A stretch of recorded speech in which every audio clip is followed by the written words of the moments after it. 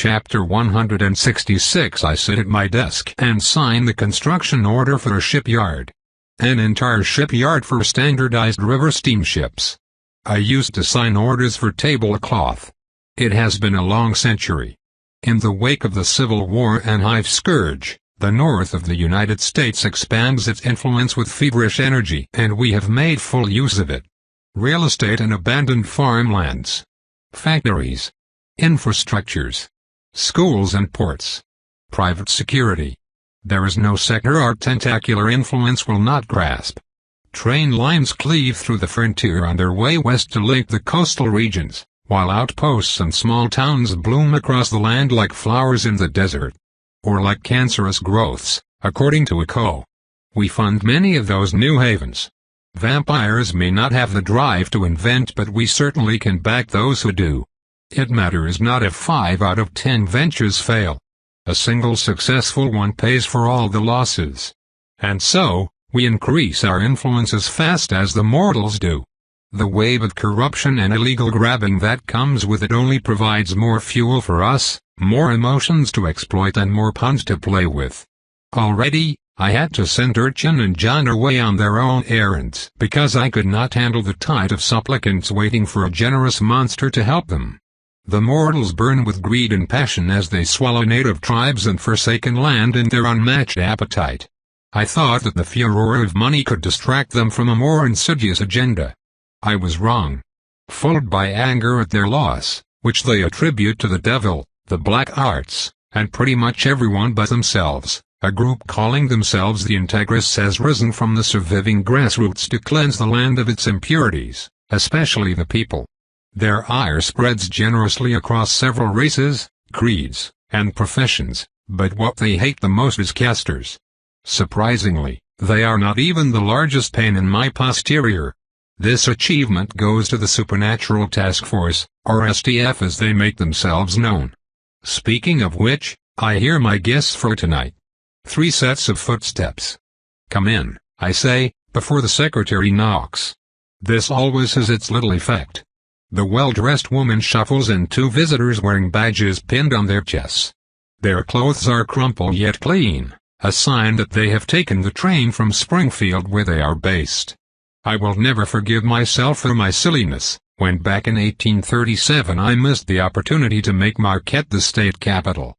It was a stupid oversight that I am still paying now by having uppity morons build up the courage to bother me while I could have had them within slapping distance all along.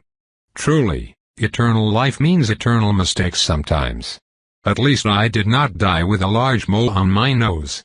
I tap a finger on the expensive wood in annoyance. The sun outside still clings to the skies, and it will continue to do so for many more hours. It tends to make me more irritable. Well, better to get it over with. Take a seat, I order. I'll stand, thanks, says the man on the left. He has dark brown, messy hair under a hat he has failed to remove. The one on the right is stouter and older, with a well-trimmed beard and graying temples. He appears resigned, which I can respect. You are here at my sufferance and you will sit or I will have you escorted outside. You have 10 seconds, I inform him without using charm. You can't do that. We're officers. I can and I will. Sit. The older man takes a seat, then stares insistently at his companion who licks his lips in consideration, split between anger and reason. Eventually, he concedes and joins us. Good, I continue. You 2 are Officer Trill and Officer Tobin of the STF, Illinois branch, here to ask me to save your flailing investigation into the recent murder of a certain Mary Potts, whose sole achievement in life was to be humorously named after my favorite brand of kitchen implements.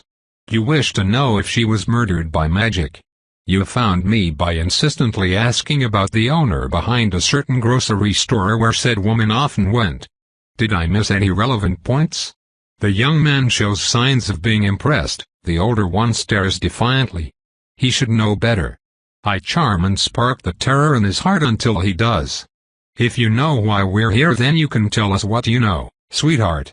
Then we'll be on our way. Oh dear. Of course I shall tell you what I know, I reply with a light smile. I know that you are overstepping yourself, and I also know that I could not care less about how Potts died, by whom, and why. She is not one of mine. I have no interest or stake in her fate, and it will remain so until someone makes it worth my time, which you two have not. Hey, come on, lady, we're just playing nice. There is no need for hostility from someone as delightful as you, right? We're all friends here, aren't we, Tobin? For now, the man says, gathering his courage again, but that might change. I see that my point is falling on deaf ears, so I shall have to give a clearer demonstration. Look around you. What do you see? The guileless pair inspects their surroundings and fails to see the forest for the tree, as I expected. They do not even have the wealth required to understand wealth. I lean forward. You stand at the heart of a compound hosting a staff of over 160 people. You have never heard of me, or this place, until we let you. The resale value of the most humble piece of furniture here would suffice to cover both of your wages for the next 5 years. You, gentlemen, see power and wealth so vast you have not even started to imagine it. That is why we will not mention the murder again, and you will desist in your pursuits, because your threats are laughable and you are wasting my time. Now, you will come to the natural question you should have asked the moment you came in. If they fail, even that, I will kill them. I have only so much tolerance for stupidity. Perhaps sensing his demise, or perhaps graced with the last mental spasm of his bacon-greased, chew-fueled brain matter, Tobin sees reason. What do you want? I can tell that I am having an effect on Trill, the younger man. Why, I believe that he finally deduced I was not just an eye candy before he could call me sugar and lose his jaw. Astounding work. What I want is for you to understand 2 things. First, I only tolerate your witless bumblings across the land because I have a vested interest in the success of your agency, and no, before you ask again, it does not mean that I shall do your job for you. Second, do you think that your hierarchical superior is on your side? They blink with eerie synchronization. Do you? I'm afraid I don't follow. I believe I have been clear. Do you believe that, right now, the organization you belong to aims to serve the people? That it will protect you? You report religiously to your superiors, and you even kept the commissioner apprised of today's journey. How do you know? Silence. You're children who were given a toy gun and think that it equates legitimacy. You are not defenders of justice. Hell, you are not even true law enforcement. You exist for one reason and one reason only, to pacify both sides of the current conflict. You are dogs on a leash for people who need you to control your own kind. You will earn the hatred of casters, but you will never earn the respect of the mundane population. You will never be seen as anything but tame, a credit to your kind, the exception that confirms the rule. You will be tolerated so long as you remember your place, but you will never, ever be trusted. This is the truth you should remember when investigating and reporting. You do not serve justice. You serve peace. Therefore, you shall cease your pathetic grasping at straws and exert judgment when attracting the authorities' attention on your fellow casters, if not out of ethical concern, then at least out of survival instinct. Remember that you only exist because the alternative is even more undesirable, and when the integrists come knocking, your precious bosses will not shield you. I may. Now, Trill, you may leave first. I need a word with your partner. Privately. This time, I need to leave an impression, so I let the full power of my charm ride on his caution and surprise. He departs groggily, following which I discreetly lift a finger and the door slams shut with a resounding bang. Tobin jumps and twists at the noise. When he turns to me again, I stand a foot away from him. She, shhhh. Slowly, I release the hold on my aura until it fills the entire study. The sun might cover the earth outside in a field of purifying fire. Its sheer presence might hang over my shoulders like a lead mantle. I am still a powerful lady. No 5-pence midge will ever come close to stopping me, as Tobin is realizing now. You know what I am. He whimpers as the pressure reaches its paroxysm. Or at least you suspect.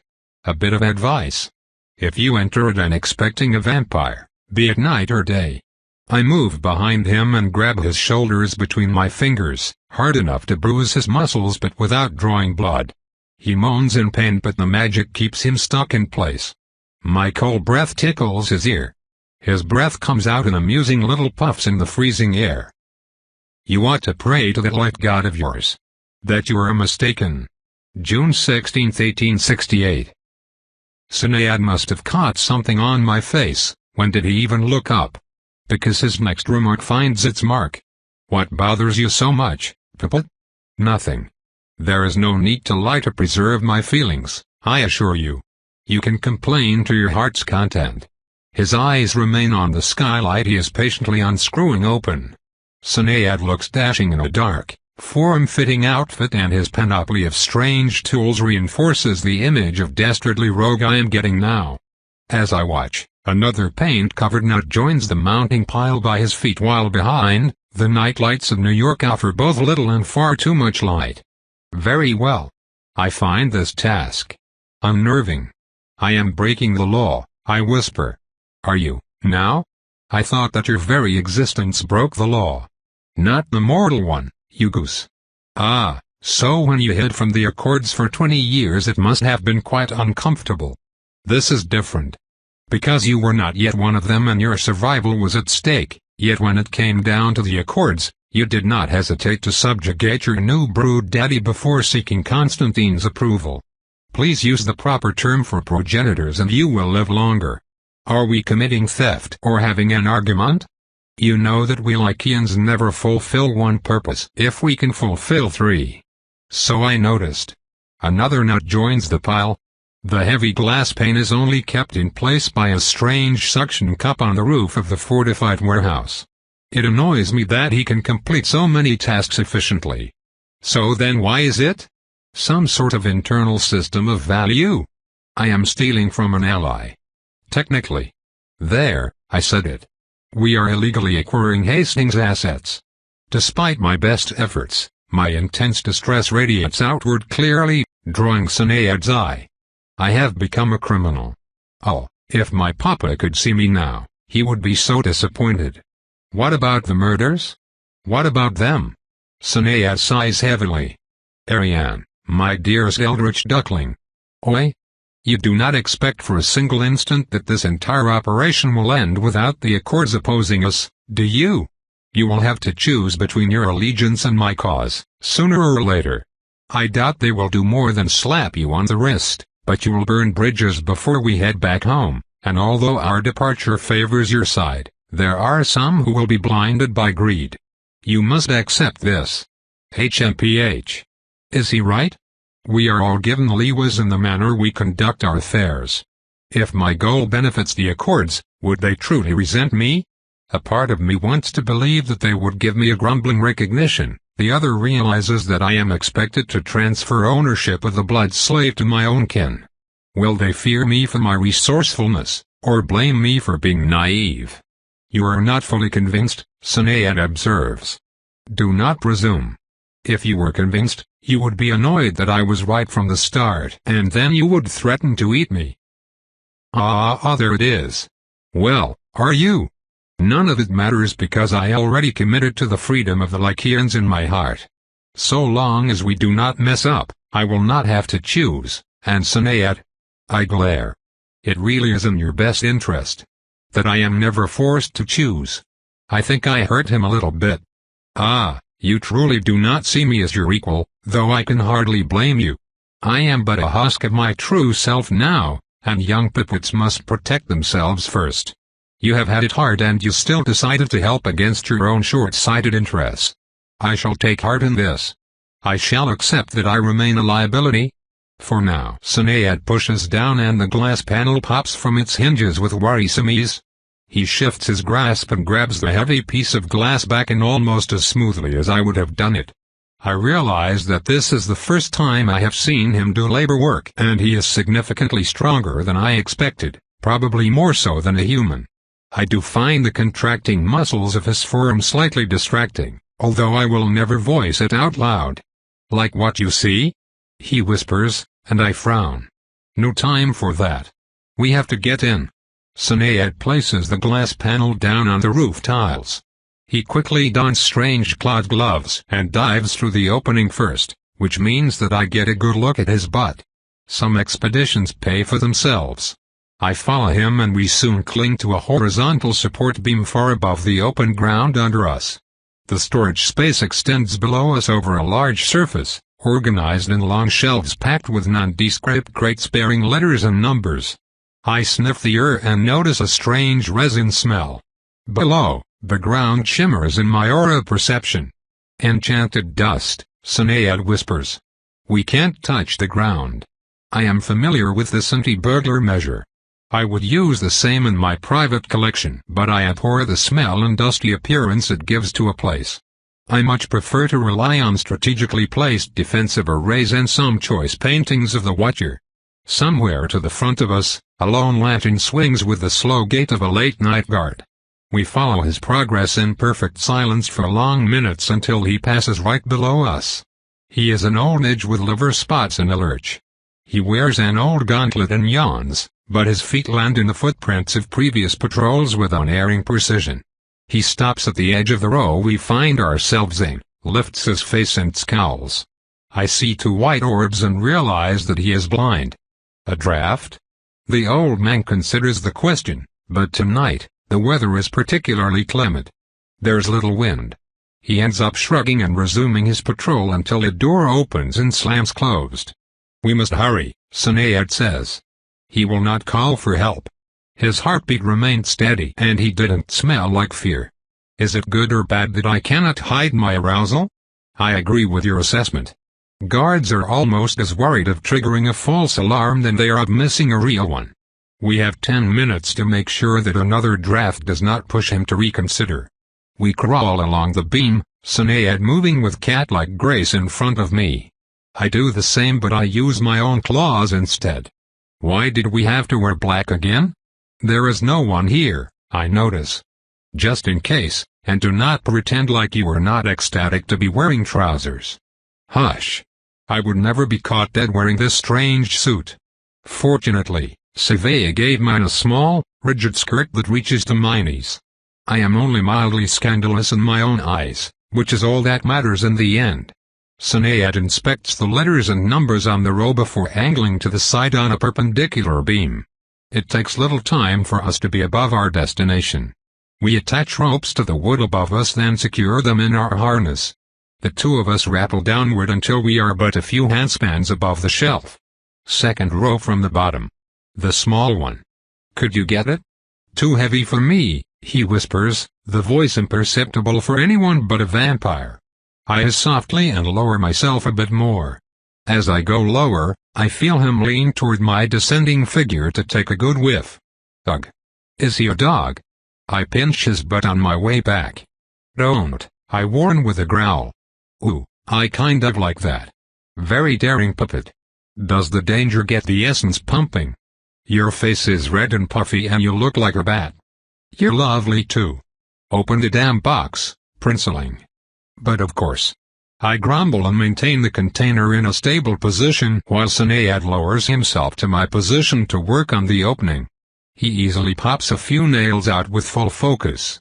He is quite close and smells divine. If only his presence was not so distracting. Syed removed the lid to reveal a black case with a golden lock. He whispers a few words in the high tongue of the Fae, which is still beyond me. A light shines on his chest and the receptacle pops open. A gift from Machias. No keyhole can resist him on this earth. Ah, here we are. A diamond, a shiny cut diamond the size of a pigeon egg with a mesmerizing yellow core in the shape of a swirl of sand. It must be worth tens of thousands of dollars, perhaps more. Enough to buy several city blocks. No, a small town and all its businesses. Syed pockets it. The box is shut, then returned to its crate. I lower myself again. Nice calves. Were you a dancer? I will kill you. I place the crate back exactly where it was, then push the nail back in. The groan of wood echoes strangely to my vampire senses but no alarm triggers. We are apparently in the clear. We promptly pull up and make our way back outside. As soon as we are through, Sinead replaces the pane and starts screwing every bolt back in. With this, the theft might remain undiscovered for years, I observe with a bit of hope. Indeed. Nothing like a flawless little heist to put me in high spirits. Why do I always end up in the company of eccentrics? I lament. I could tell you, but you would threaten me again. I hate July the most. Although the longest day occurs on June the 21st, it seems that the days drag on the following month with prideful indolence. I hate it because I was born in July. I hate it because I died in July. Mostly, I hate it because I miss the smell of the sun on wheat, its caress on my shaded arms. I miss the taste of sugar cane. And the light seems to burn forever. I find myself to be irritable when the secure carriage crams itself in the Byron family hangar and a group of Rosenthal mercenaries struggle to take the massive sarcophagus out. I believe that I am almost dropped twice. It can be so hard to find good help these days. Whispers of consternation follow my progress to the inner part of the manor. I have the authorization of the local warden to attend the auction, but the Byron clan did not expect that Ariane Delaney might be a fake name. I am finally placed in a lone room and leave as soon as I can confirm that no sunlight remains. Not a single drop passes through the shutters and heavy drapes. The room is secure. I will always find it interesting that it takes walls of some sort to protect us from the sunlight. Drapes and shutters would not protect me in a carriage, but this is a house and, therefore, it is safer. Magic works in strange ways. Or is it science that does? I can no longer tell. Soon, a knock on my door distracts me from my thoughts. Come in. An aging gentleman enters, wearing a fake smile and an even faker confidence. I appreciate the black hair pulled back and made smooth, the villainous mustache and the graying temple. Why, he would fit the cover of a bodice ripper aimed for widows. He searches the darkness for me, and so I snap my fingers and use a cheap trick to light the house's gas lamp.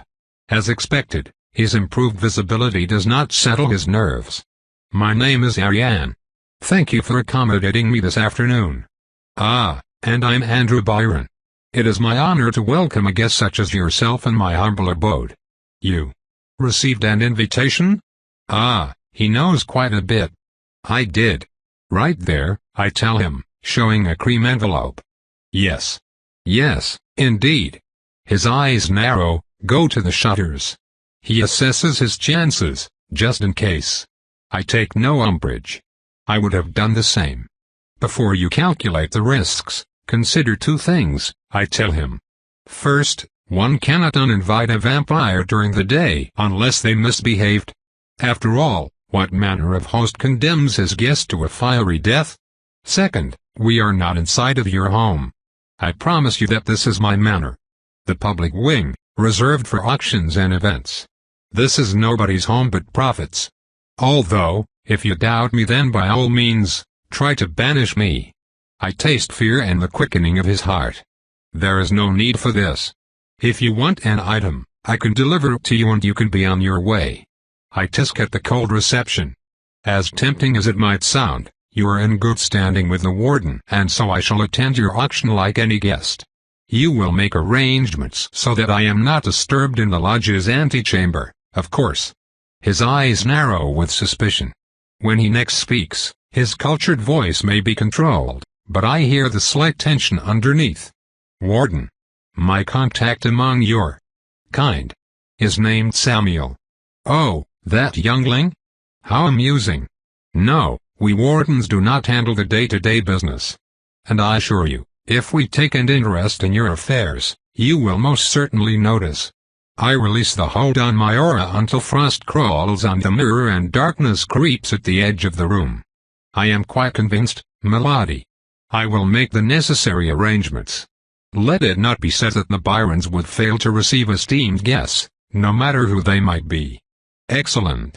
One more thing. I requested to be placed on the last floor. Just so, Melody. The path from here to the lodge will be protected from sunlight and closed to other guests. They have no reason to be on this floor to begin with. My employees. The ones with the guns? And gauntlets, yes, will make sure that access remains clear at all times. It would be unwise to interfere with their work. I understand. We will make the necessary arrangements. If I may ask, was there any specific item you wish to acquire? The answer is obvious. Mr. Byron is merely fishing for answers, which I will allow as a gesture of goodwill. The serpent stone. My God, so it can be enchanted. Byron's gaze turns distant. I can practically see the cogs and wheels turning in the greedy mortal's mind. I know that the starting price is $2,300. It would be a shame if it were to increase just before the auction. His avaricious drive wars with fear, but in the end, I am here as a guest and we are both bound by rules, including me. I am free to change the numbers as I see fit. This is still my auction. Of course, I tell him with a smile. He nods and departs. There is no need for me to threaten him, and it would be a breach of etiquette anyway. He is too crafty to push me far. As soon as the door closes, I massage the bridge of my nose. I should have just stolen the damn thing. I am concerned about attracting too much attention, should many of those stones disappear in a short time span.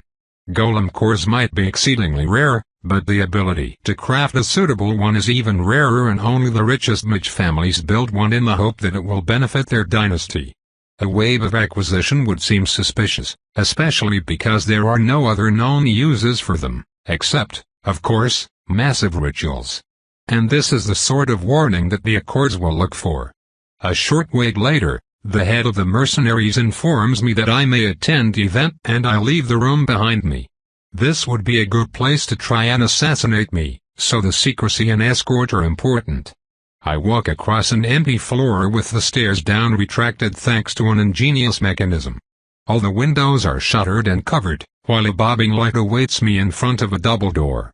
I notice an embarrassed mercenary officer and a pair of young adults barring my way.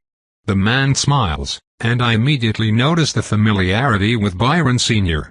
The girl is beautiful in a more reserved, distant way. She shares his dark hair, but her eyes are pale blue. Yes? I ask a bit curtly. Oh, nothing, we merely wished to meet the one whose shadow darkens our hall. And who might you be? A guest of your father. Oh yes, I have not introduced myself yet. My name is Jacob and this is my sister, Laura. I am Marianne. Charmed. If you do not mind, however, I am already quite late as it is. Why the rush? I do not believe that you would be here for the cheapest item. You believe wrong. Excuse me. I bypass him and walk into the antechamber, which is completely dark and cut off from the main auction room. I have no time or patience for children's games. A mercenary left a pile of documents for me to skim through while the sales go on. By the watcher, those are reports on grocery stores. Some of those owners cannot spell to save their lives. Ugh. The first item is a Bianchi stiletto, enchanted to remain sharp at all times. Ice bolts can be channeled through the tip for additional precision. The starting price is $250. Do I have $250? The auction goes on behind the curtain and I take a quick look at the list. Most of those are magical tools enchanted with some specific effects, their most appealing feature being a mundane appearance. It does not do to advertise one's talents nowadays. I tune out the proceedings. I have a mercenary standing in for me. Apparently, I lost quite a bit because of a robber baron. Truly, the West can be lawless at times. I shall have to visit him and make a nice, large example. Why, I might even invite a co. He so enjoys murdering enemy raiders. Melody? Yes? Byron brought an unexpected item, alas minute edition. Meteorite steel, or so he claims. Should I make an offer? No need, thank you. Ah, the canny lad, assuming that I intend to build my own construct. Good business sense is no replacement for proper research. None of what he owns could rival what I can purchase from the Skarak clan, at cost. On the other side of the curtain, the more expensive prizes are finally brought out just as the afternoon nears its end. I never expected that there would be so many prizes, but a lot of those are rather mundane. Below us, I hear people come and go. The Byron auction seems to be quite an event, though I had no idea. I only ever attend the Rosenthal Hell's Gates, and mostly to socialize anyway. Outside, night falls. I breathe a sigh of relief as my essence once again expands. Magna Arca cannot be deployed during the day, except deep underground. The relief of freedom lifts my mood in time for the main bidding. I present to you, the Serpent Stone, a rare diamond extracted from a newly discovered mine in Kimberley. This jewel is believed to be one of the few in existence capable of storing magical essence indefinitely. Such a rare. Yes, all who would be interested in building a golem already know this. The starting price is 2,500. Whispers of consternation. A man could buy a farm for this amount. Animals included. Do I have 2,500? Yes. 3,000 here for the gentleman. 5,000. I order the bidder. 5,000. I have 5,000 from upstairs. 5,000. 5,500 for the Zimmer representative. 6,000 for the coven. 6. 10,000. 10,000. Silence. 10,000 from the lodge. Anyone else? 12,000. A familiar voice echoes. Oh. Someone is picking up a fight. 10,000 is already generous for a small diamond. Well, small by coarse standards. It fits in a palm. Jacob, my host growls, what are you doing? It is my right to bid for this, father. Is it not? Ooh, naughty. Naughty, naughty, naughty. I open the curtain and take a deep breath of fresh air. It smells like soap, perfume, and old furniture with an undercurrent of sweat.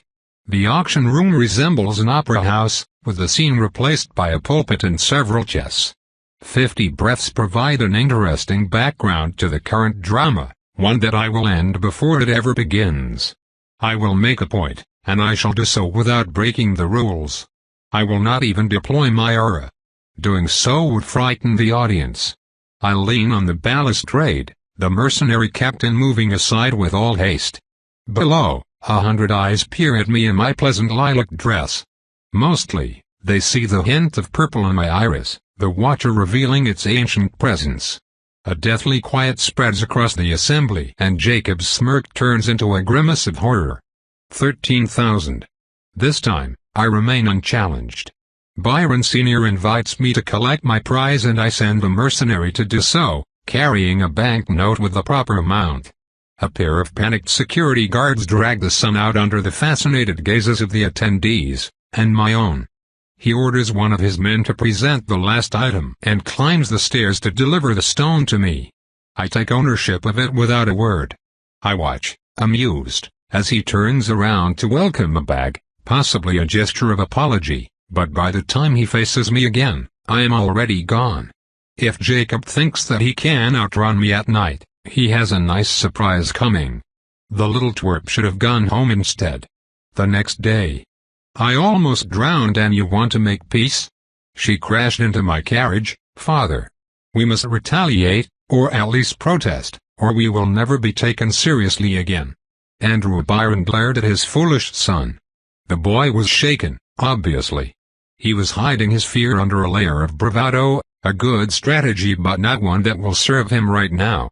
She did not crash into your carriage. She pushed it. What? A pair of servants walked in.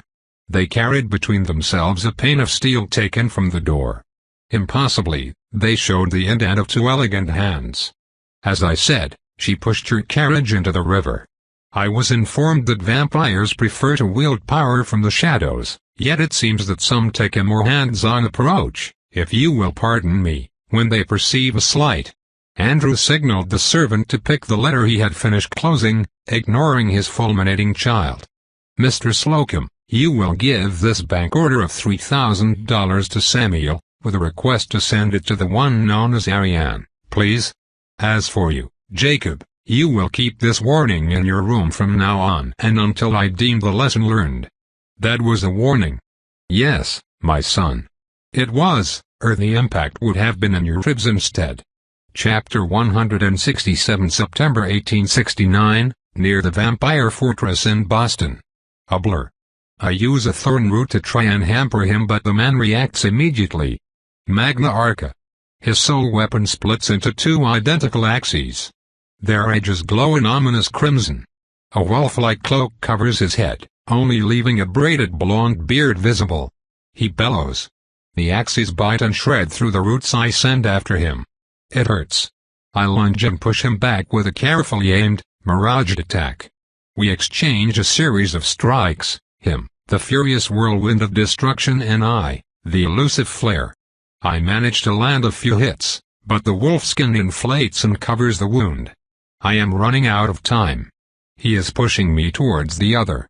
The lithe woman jumps on a root before I can move it and dives. I dodge left of her rapier's blade and under a swirling axe. She is not as fast as us, but her positioning is so intelligent that it does not matter. Even without striking, she remains dangerous. I have to fight to keep her at bay, anticipate the openings she provides. The roots are too slow to really hamper the two. They get cut down. It hurts me more. I hiss and increase my pace, sometimes throwing spells and wide attacks at the woman, but her armor and reflexes block all of them until the fateful moment happens, the one that I anticipated. I am backed into a corner. Magna Arca. Safar extends her arms and pushes reality away until only she remains, bathed in a purple corona. I am sent flying directly at Wilhelm, the fortress steward and first line of vampiric defense. His blade descends on me. This is how they got me last time. No. I refuse. Darkness. I disappear from his perception, and in that single instant of hesitation, manage to block the first axe and grab the second's haft. I throw myself over him and strike downward. Our eyes meet, his widening in disbelief. Then Safar's blade goes clean through my torso. Ha! I gasp and collapse, long pierced by the merciless soul blade. Chest wounds always have a way to spread through everything, including my mind. This would have been a killing blow if Safar had hit a little higher, and thus the spar is over. She could easily have struck a second time. I still make the effort of landing on my feet, ready to go on despite the pain.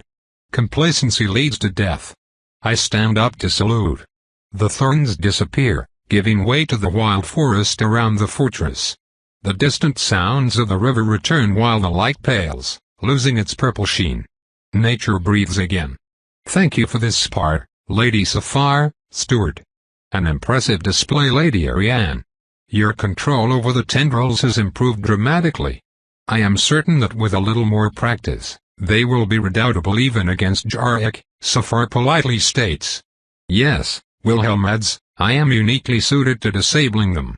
The old monster will find it more difficult to take them apart, especially with those blunt mountain boulders he calls his fists.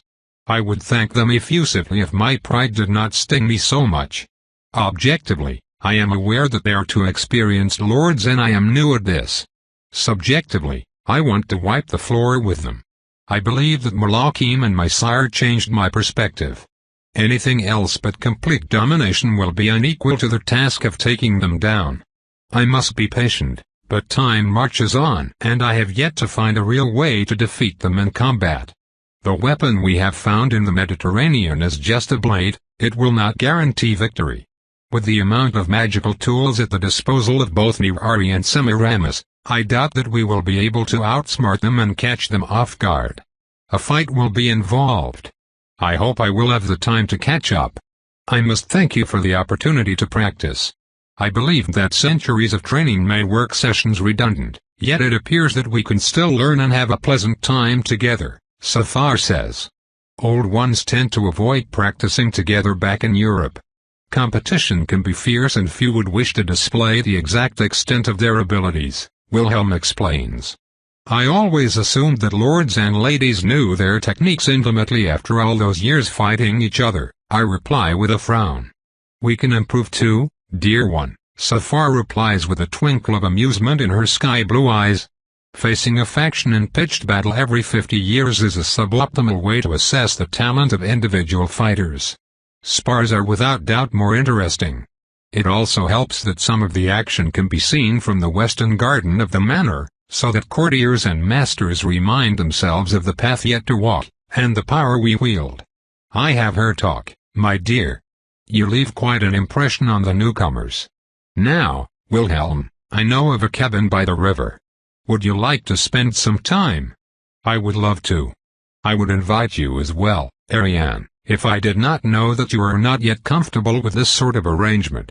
And I probably never will be. I bid them goodbye and return to the fortress with Safar's remark heavy in my mind. We can still change. In fact, we have no choice. I have changed. Ladyship brings a challenge I had never anticipated. The lack of challengers.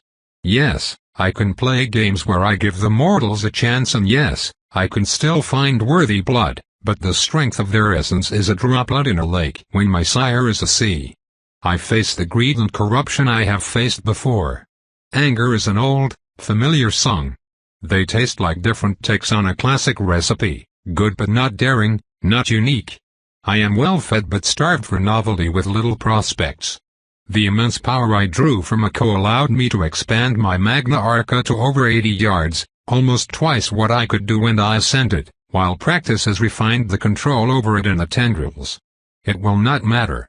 My sire killed a lord by shoving his hand into the man's rib cage, without giving him a chance. I am still infinitely far from his level.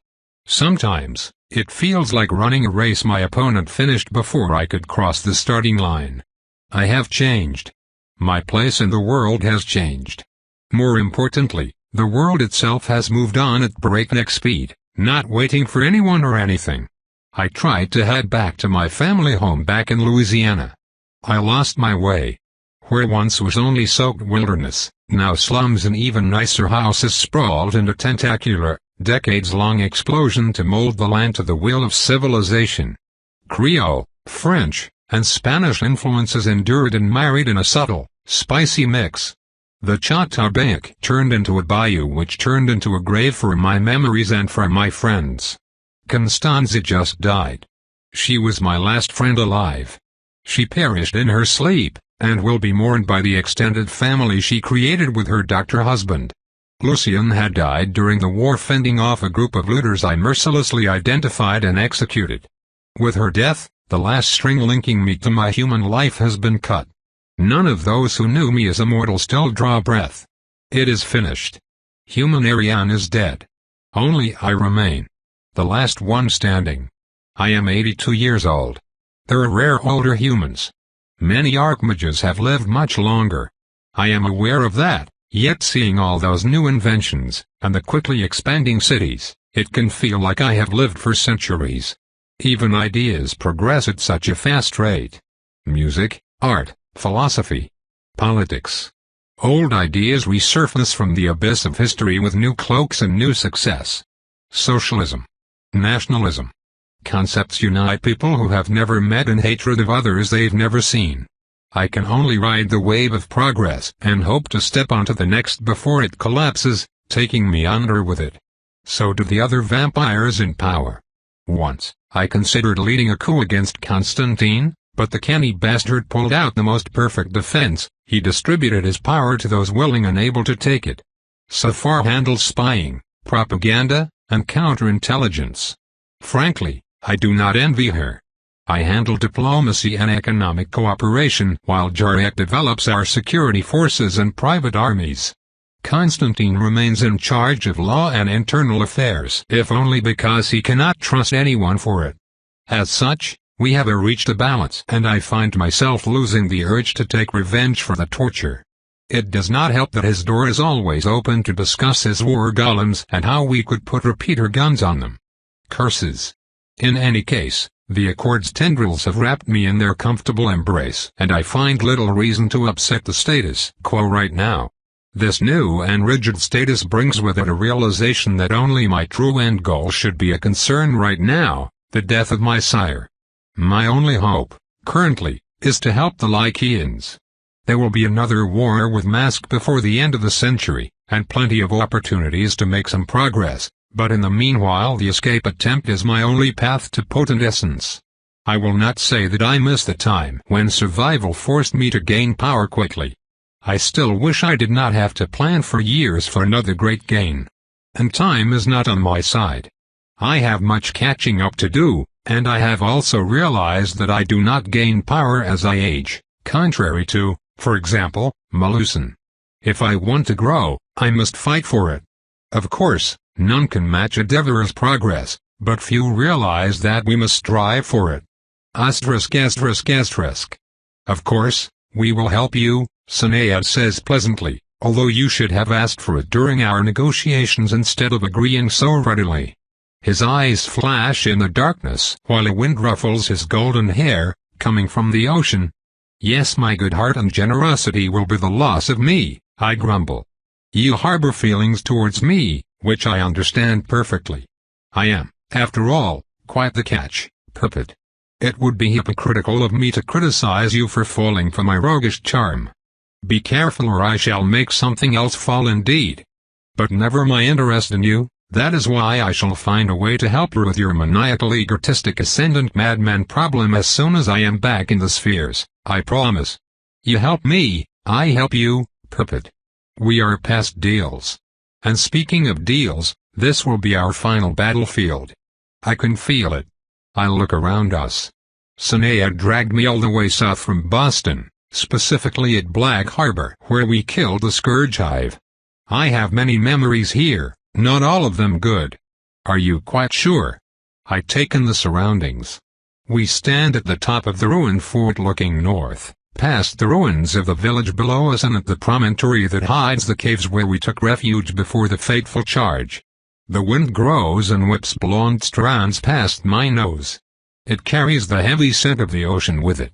The latest iteration of the Dalton spirit bobs down below. More importantly, there is something left of all this bloodshed, a presence. A sort of weight that hangs over me and blocks sensation in a way that leaves me feeling naked. Your future sight is gone. That is why you feel vulnerable, Sinead explains. How do you know that? You frown and check your corners when you feel threatened. Not that. The future sight. I can taste it as well as you do, puppet. I might be shackled but I am not blind, yes?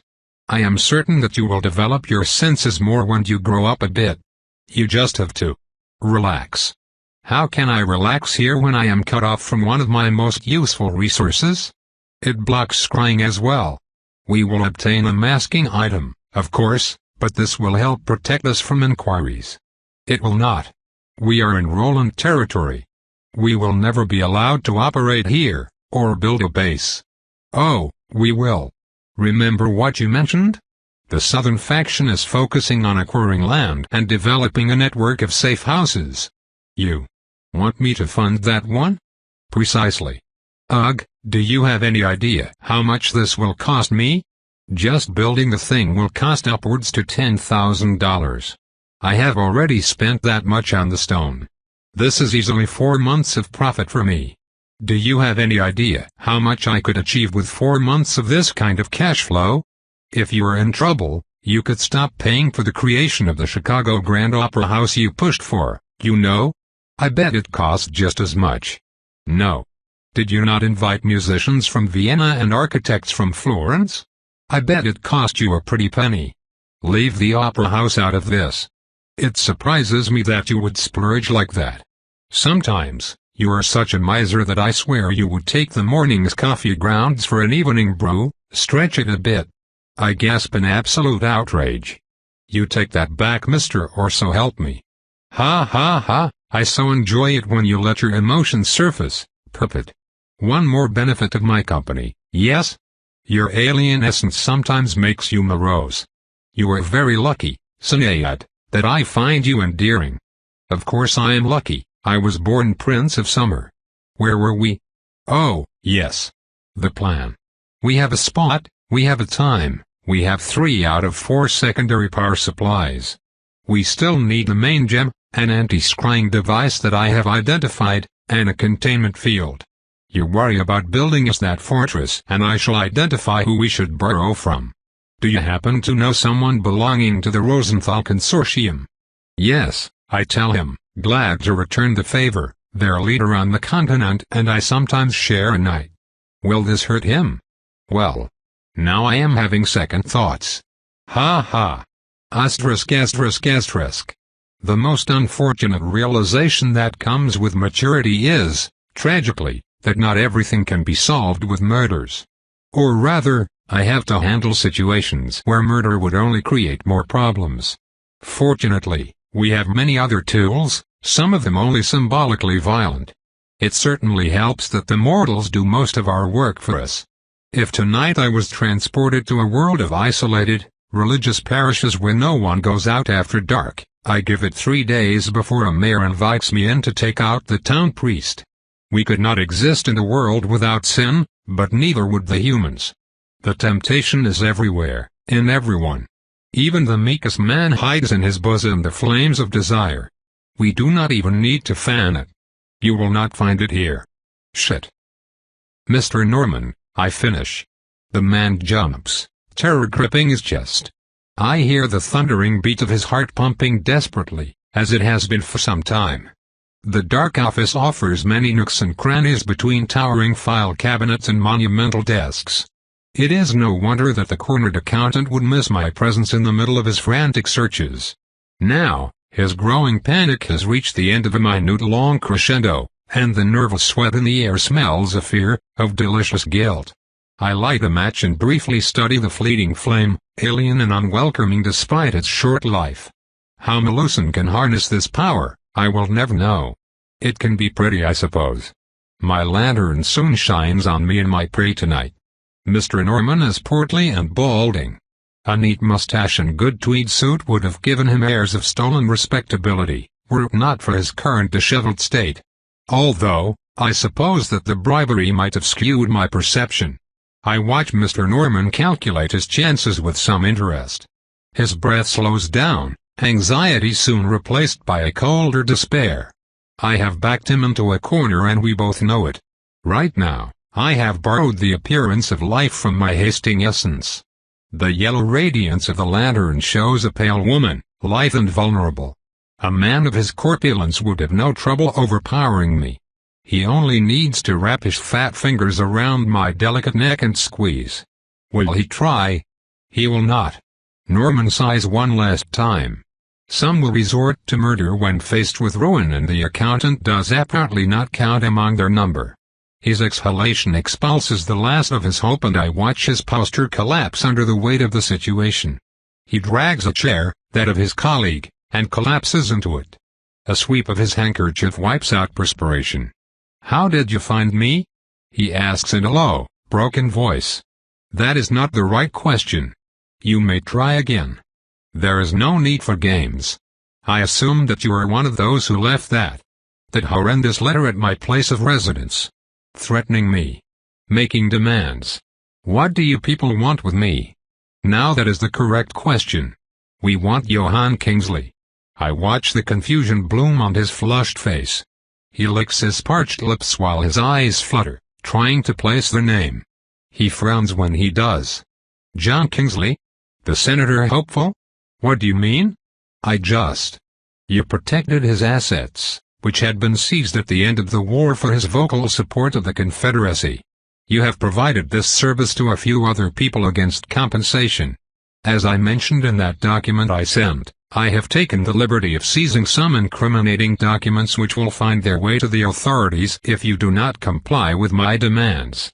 And I do not mean your superior, Mr. Norman. I know that he is in on it. That you should make demands of him. Oh, I may, but you are much more interesting since you are genuinely competent at deception. I assumed that the paperwork was your doing? Yes. Then you will have no difficulty giving me the proof I need to expose his regrettable attempt at bribery. You will also provide every valuable piece of information you have on this person. We worked through an intermediary. Then I want them as well. You will give me everything you have. I cannot kill all the integrists. Well, I am more than willing to try, but those reasonable boring old allies of mine have objected. I can, however, tarnish their reputation in the eyes of the public, and I will. Such methods will never uproot them given how capable they are at blocking information within their area of influence, one press-burning mob at a time. I do this for you, and then we are done, the accountant spits. I cannot help myself and chuckle to his face. Done? Oh, he is quite precious. My dear sir, you wish to let bygones be bygone. How quaint. You do not purchase absolution with this action. You purchase a reprieve. If you wish to be done, as you say, feel free to denounce yourself to the revenue collector, or better yet throw the whole ring at the feet of the Secretary of the Treasury.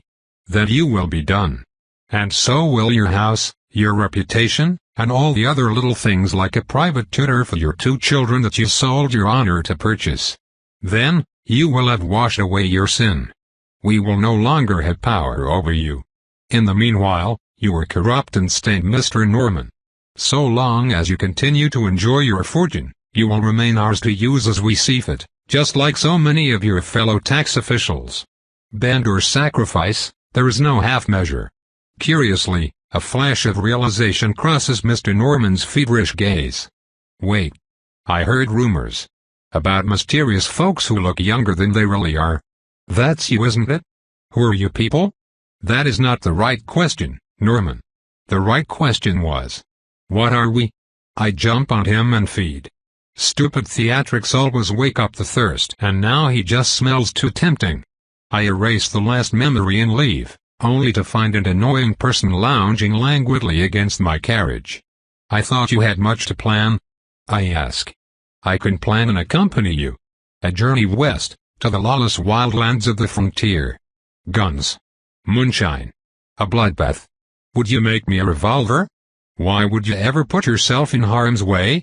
I intend to put others in harm's way. Only if you can shoot to my satisfaction. His eyebrows wriggle. Oh, grow up. Chapter 168. In September 1868, my strange mentor oversaw the last of my training to ascertain that it was conducted to her satisfaction. The ever-youthful woman's languid manners changed drastically as soon as the smell of spent powder caressed her dainty nostrils. She became focused and determined, accepting no less than perfection from every movement. You must strive to relax. Contracting too much will make you rigid. Embarrassment stopped me from admitting that it was her presence that caused my anxiety, and not for the reasons you would think, dear reader, for although she was dangerous to most, it was her judgment I feared at that moment. To demonstrate her word, she smoothly drew her own gun and placed a bullet square in the target's head at a speed that I could barely follow.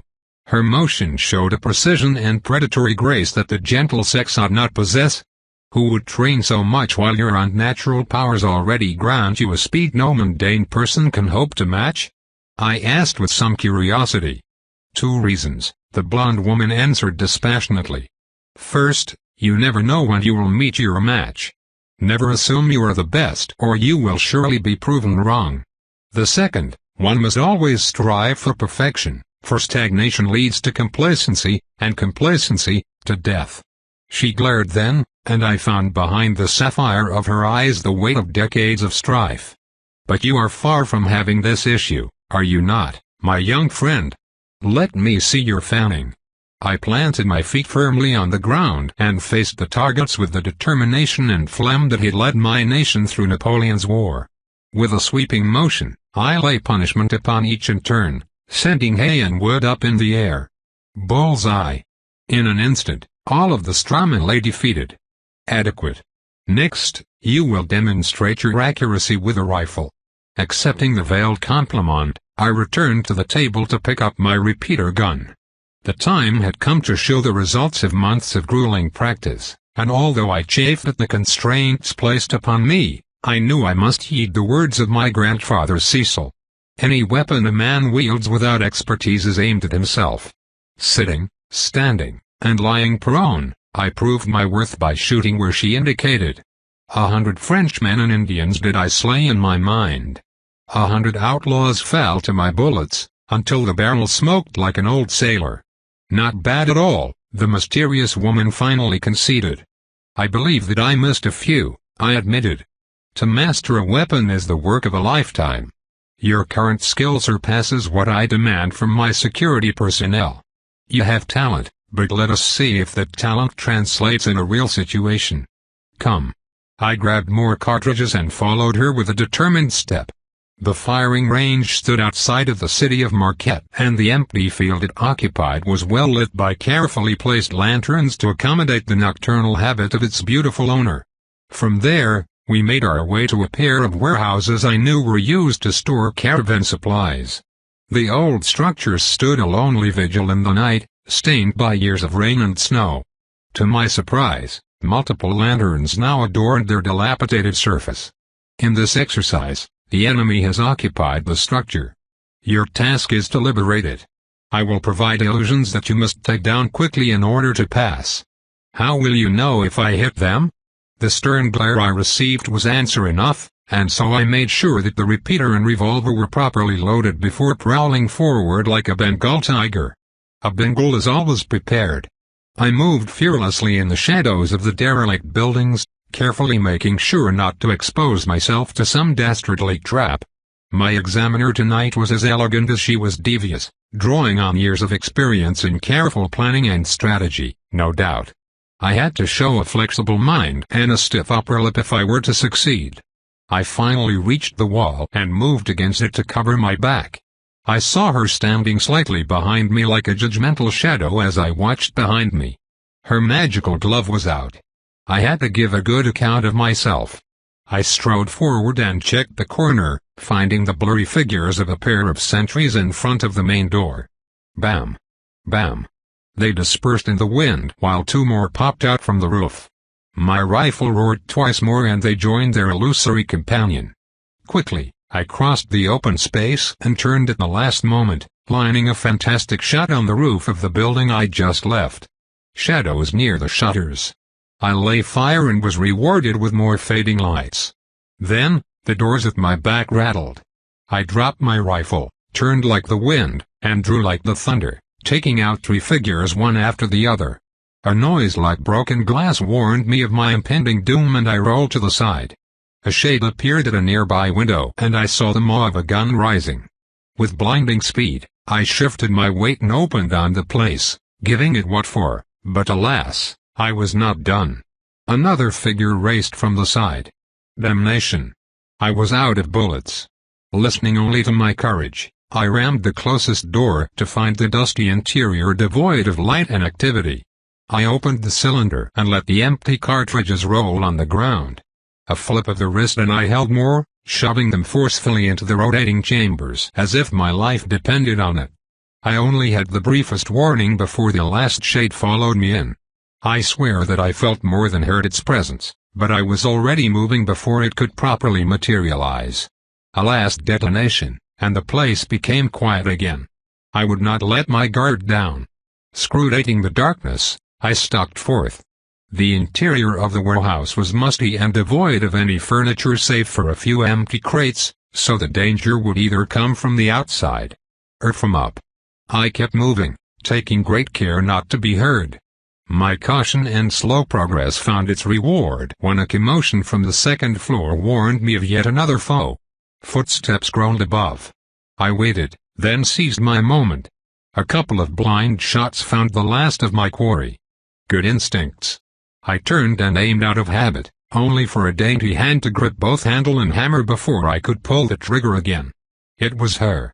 Still not good enough to catch you, I replied, aware that I had not perceived her presence. And you may never be, but it will do for outlaws. I would suggest scouting more in the future rather than firing on the first man you see. Otherwise, you performed well by denying a static target and covering your back. You pass. I have one last trial for you. If you succeed, I shall grant you a gift.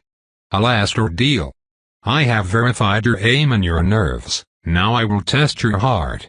I did not let my concern show while we returned to the range. There, we came across a strange man walking out of the woods.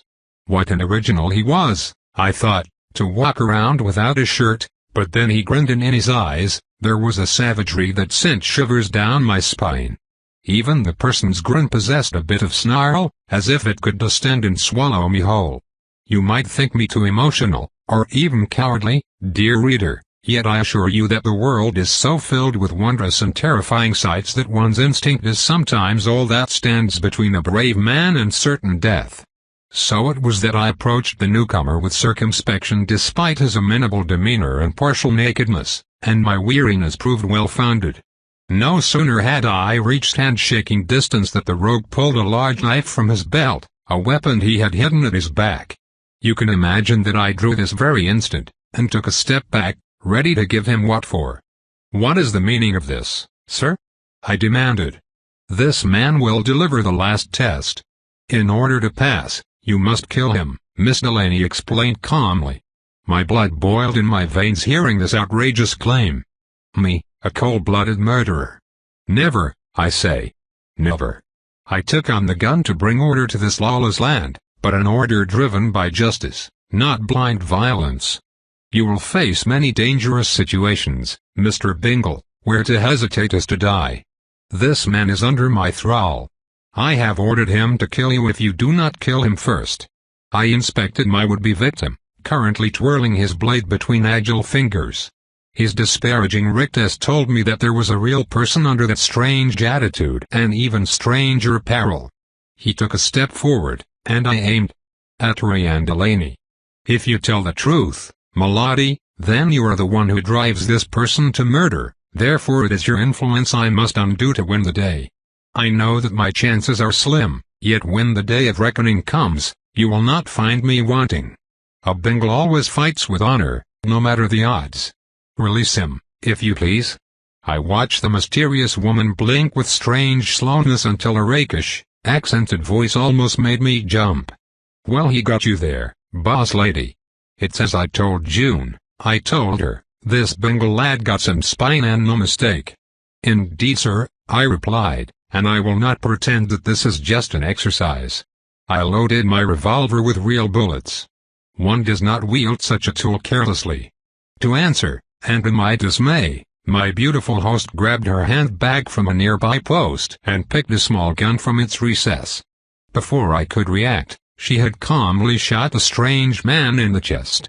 Now, some of you dear readers might accuse me of writing pure fabrication, so outlandish and fantastic the sight was. The flesh of the man's chest practically knitted itself before my very eyes. He placed his cupped hand under his chest and recovered the spent bullet as it fell, bringing the macabre trophy up for all to witness. "Oh, boss lady, you know it tickles." "You will recover," she replied coldly. "As for you, Mr. Bingle, I was wrong to judge you according to my own standards. Your family has always been a beacon in the darkness, and if there is a part of you I should never have doubted, it is indeed your heart. Allow me to be the first to congratulate you on passing this little formation. I am most pleased with your efforts and will now give you your just reward." The lady of the land retreated inside of the ranger's storage room while the unknown man pulled on a shirt, looking barely more civilized as he did. He was quite hirsute. "Had to remove it. It ain't fun removing blood and sewing holes from your shirts. Or so June tells me, and man can that girl scream your ears off." "Does it happen often?" I asked, unsure how to ask the man's secret. "Perhaps some sort of elixir?" "No. I don't usually wear a shirt." "I see. Ah, here she is." Miss Delaney returned with 3 boxes of various sizes tucked under her arms. A normal person would have struggled with weight and balance, yet she maneuvered them like a brawny construction worker. All boxes were polished wood, elegant yet unadorned. "First, your revolver." She gifted me the medium one and I opened it to reveal a gun of exquisite make, a masterpiece of horn, steel, and silvery engraving. The grip fit in my hand perfectly, and its material felt warm under my fingers. Buffalo horn. I enchanted it so it does not overheat and the material is not deformed. You will still need to clean it. There is one additional surprise. Whoever grabs it without your consent will be cruelly burned after a short delay. I calibrated it personally. Miss Delaney, such a gift. Next is the rifle, she told me. The large box was opened to reveal a gun in the same style, similarly decorated. It has similar protection against damage. I added a minor charm to the sight. It will allow you to see your target, but it will not help you hit it. You will need more training if you wish to hit distant targets reliably. What a princely present. I do not know what to say, Miss Delaney, and after I treated you so poorly. What can I do to repay this favor? My outburst of emotion forced a curious reaction. The woman smelled the air while her eyes widened and shimmered strangely in the darkness of the early night. Her strangely durable partner coughed to hide his hilarity, and she merely shook her head. "That will not be necessary, young Dingle. Consider it a mark of the friendship I have for your family, including your late grandfather. The best way for you to repay me would be to achieve your ambitions. Make sure I did not make those guns in vain." "Those? You made them yourself, Miss Delaney?" "Yes, I heavily implied it. Do take care of them and of yourself. And now for my last gift." The smallest container held a star and some documents, which I read with great surprise. "Me? A marshal? But how? I have used this ploy several times before. As long as you remain true to the justice, you will be fine, and so will my reputation. But I do not even know the law. It has never stopped the marshals before. Just use common sense and bring your prisoners to a proper judge if you have not killed them yet. Not that those frontier magistrates know the law either. You have my eternal gratitude." "Yes, yes, I am sure. Now, it is just a matter of setting you on the proper path. Geographically speaking.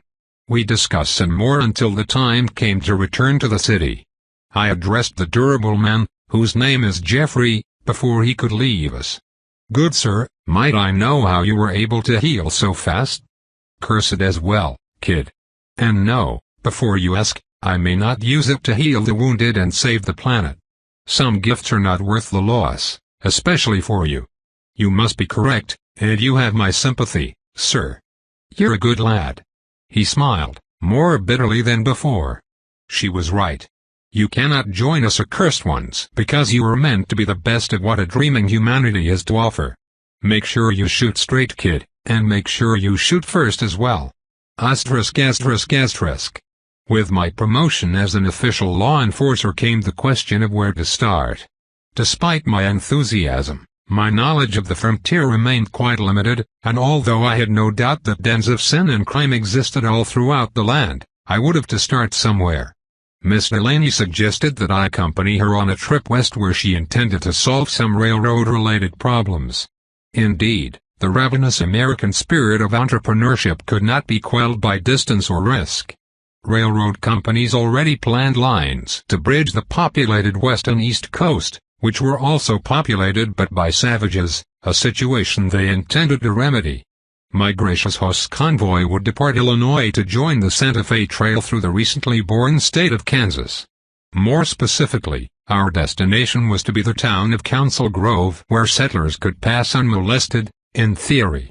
From then, she told me that she had allies who would no doubt point me to the most heinous perpetrators.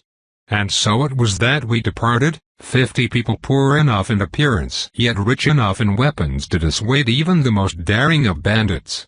At first, we only crossed tame, cultivated land broken up by vast swaths of wood and wild forest.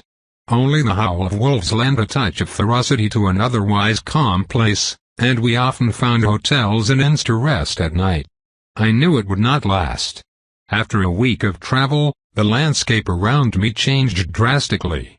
The caravan had finally reached that vast expanse of grass the Americans call the Great Plains.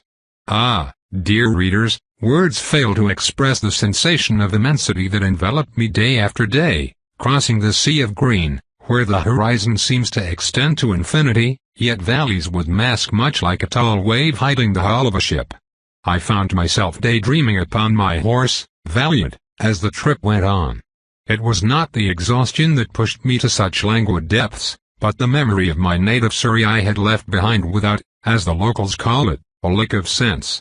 How the humble meadows felt far when nature ran untamed for weeks on end, lush yet hostile and desolate. To break the burden of monotony, I volunteered to patrol a field, even landing a few birds for my trouble to diversify a diet that consisted of beans, bacon, and boiled coffee. Those lonely trips served as a good opportunity to keep practicing my already formidable marksmanship. Sometimes, we would come across frontier cities sprouted along colonist routes like mushrooms after the rain. They shared a rough and functional appearance that perfectly illustrated the down-to-earth and somewhat boorish manners of their citizens. A wide road surrounded on all sides by wood structures was usually all of it. Sometimes, 2 of those made a crossing, but no more. The locals would watch us pass with interest tinged with suspicion, although they were more than happy to take our coin. Fanciness here came from having a school next to the saloon and grocer. I would always see rough men leaving the premises, flush and delighted by the satisfaction of their base instinct. It occurred to me then, that civilization would plant its earthy roots first before it could bear fruits. In one such town, a caravan hand was directed to the local house of ill repute without a bat of an eye, while my own search for a cup of tea only received dismissive jeers.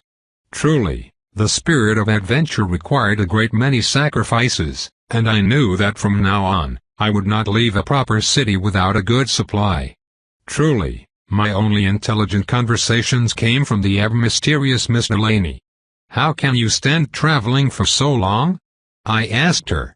"Even with all the chores, I spent so much time with myself that I fear familiarity might breed contempt. I always carry a healthy supply of books, young Bingle.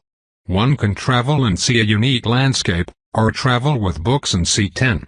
Alas, I only had so much free space on my saddlebags and settled on writing my observations. Similarly, the mistress of the convoy declined to share her stash with me. Those were precious tomes from a Spanish master, apparently, and she refused to let anyone handle them. I could not help but admire her commitment to the written word. It was around that time that boredom pushed me to take an interest in the games of cards that the guards played with seemingly religious care, and when I met the person of Simeon Need, no relation to the famous guide I used to ridicule myself, or so he claimed. Mr. Need had the appearance of a dapper gentleman you would expect to see in any of the more refined gentlemen clubs of Pall Mall. Even the mud seemed to slide off his beige ensemble and charismatic smile, as if the earth itself refused to stain his appearance. Mr. Need oversaw the first game I participated in, and in which I was so thoroughly trounced that the players returned part of my loss. Perhaps out of pity, he decided to take me under his wing. He would spend hours showing me how to play hands, and he could guess my cards with such clockwork accuracy that I resolved, there and then, never to bet against him under any circumstances. Unlike chess, you do not possess all the information in games of cards, which means that you must consider the human factor on top of the rules themselves. Is your opponent aggressive? Conservative? Does he bluff? Mr. Need revealed depths of wisdom I never expected to receive on a game so mundane. Many of his long-winded speeches started with poker, then shifted to a variety of subjects ranging from theater, to politics, to the human condition.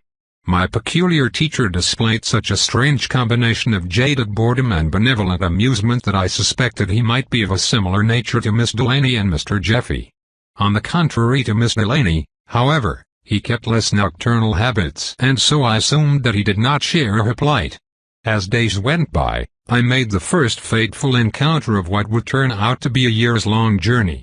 It happened as the caravan crossed a particularly wet patch of grass following nightly rains. The caravan master, a dour man by the name of Smith, sent me north where a local brook curved around a large rock, giving a commanding view of the valley below where the convoy was currently struggling. I was to make sure that the rock was not currently occupied by a possible scout. Alas, when I arrived, I realized that it was by a savage. No sooner had I lifted my rifle that the summit's current occupant raised an empty hand in a gesture of peace. He sat upright, his back to me and facing the caravan. Smoke emerged from a long, gnarly pipe and black clouds in rhythm with the reddening embers of tobacco. A large cloak of fur protected him from the brisk autumn temperature and masked most of his features, although I knew that he was a man from the muscular arm and a native by the deep black, wild hair. No need for that, child of fate. I am not your enemy. Perhaps you are not mine, I retorted, inspecting my flanks just in case. But what of the caravan? I am a shaman, child of fate. I know better than to poke the hornet's nest. After all, like my ancestor. He turned and I saw a craggy face made ruddy by years of wind and sunlight. It was lit by two keen eyes as piercing as arrows. The pale sun was reflected in a large metal disc that hung from his neck. I can see the future. You can imagine, dear reader, that I was perplexed. On the one hand, this was an outrageous statement that no sane man would take heed of. Future sight? I was a layman now, not some scoundrel spending his last penny on gin and a card reading by a fetching gypsy, no. On the other hand, magic had returned to the world with ever greater wondrous and terrifying displays. Had I not seen a man heal from a chest wound faster than your grandmother can knit a scarf? With my very own 2 eyes. I had to approach the subject with circumspection, yes, but without disdain. As Mr. Need said, someone unveils themselves with every breath they take. It was up to me to determine whether this man was a liar, a threat, or a warning. That is quite the bold statement there, chap. I don't suppose that you can back up your claim. Of course I can. That is why I am here. To deliver prophecy. His voice turned strong and deep, as if echoed by some unseen cavern. His eyes shone in the one light. When you step into the grove, seek jewels and you shall find a rose, but beware, for many seek her charm, and her thorns will not suffice to protect her. It took all my self-control not to scoff at this cryptic poppycock. By God, the oracles of Delphi must have received clearer omens than this mishmash. A rose indeed. I may have been too generous in giving this man credit, I thought at the time, and turned to more serious issues. Let us focus on the present now, my strange fellow. What tells me that you're not a scout preparing some sort of raid, huh? The man puffed on his pipe before giving me an answer. If my accusation aroused his ire, he gave no signs of it. I am a Choctaw, from the south. This is Osage land, and it is peaceful. You mean you are an Indian, but not a local Indian? There was another pause before the next response. It appeared that the man enjoyed his pauses. I have traveled far to deliver this message. Alone. If I wanted to raid, I would have done this closer to home, on Texan cattle traders, I suppose. We are not raiders, we have farms. I inspected my surroundings once more but found no signs that this man may have lied. I considered interrogating him more thoroughly, but I remember a lesson my uncle taught me about his adventures in India. How a suspicious and hostile officer had created a rift between himself and a local lord, leading to a conflict where none had been before. Besides, I was alone. If I indeed subdued the savage and he had friends around, not only would I be overwhelmed, but I would fail to warn the caravan of an impending danger. I decided to err on the safe side until I knew more and bid the man farewell. I stayed for 5 more minutes, hidden at a distance. A scout would have rushed to warn his friends that the jig was up. The shaman merely prepared food. Satisfied for now, I returned to the others to relay my discovery. Nashoba, named after his grandfather, finished his piece of jerky just as the child of fate returned to his people. He was just a dot on the horizon for now. Funny how one piece of sand could move so much ground, at times. I help you as I can, daughter of Thurin and Hunger. You will have to save us all. In total, it took us over a week of travel to reach the Kansas town that was to be our temporary base, and I could not help but frown when I realized that this discount prophecy related to this place. Of course, the canny Indian knew our destination. There was only one hub in the direction where we were going, and it would not take Hannibal himself to guess what our destination was. To my mild surprise, the city turned out to be more pleasant than I expected. While I imagined slums and there were a few tents by the side of the road, many of the important buildings were 2-story ones made of sand-colored stones resting under the shadows of old elms. Yellowing oak leaves fluttered in the wind and painted the land in fiery tones. So pleased I was to see signs of civilization, that I almost fell from my saddle when we entered the main crossing and I spotted a building that surpassed all others not just in terms of size, but also in activity. It proclaimed its name boldly in large red letters on its facade, the Shiny Pearl. Ah, dear readers, I must confess that my honest surly fellow mind first wondered what a jeweler was doing here, at the edge of the frontier, and how it could afford to occupy such an expensive building. But of course, the laughs and folks that came in and out soon dispelled that foolish notion. How naive I was. The establishment was a house of ill repute, and the pearls obviously referred to the many precious stones the ladies of the night wore around their uncovered necks. And now you can imagine my conundrum. Dear reader, when you step into the grove, seek jewels, the Indian had said, and I was sorely tempted to see if it was merely an assumption that every hot-blooded young man on the trail would end up here, or if there was some truth behind the ravings of the strange native. Yet, embarrassment seized me when I realized that I would have to get in and be taken for a man motivated by lust instead of curiosity. How mortifying it would be.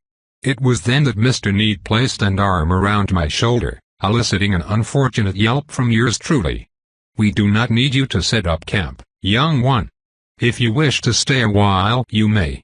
Just ask for direction when you leave. I do not. That is, you do not want to be seen as one who pursues base desires. Precisely, sir. Well, they also serve drinks. Just walk up to the bar and tell them how thirsty you are. I am sure that they will be accommodating. You speak the truth.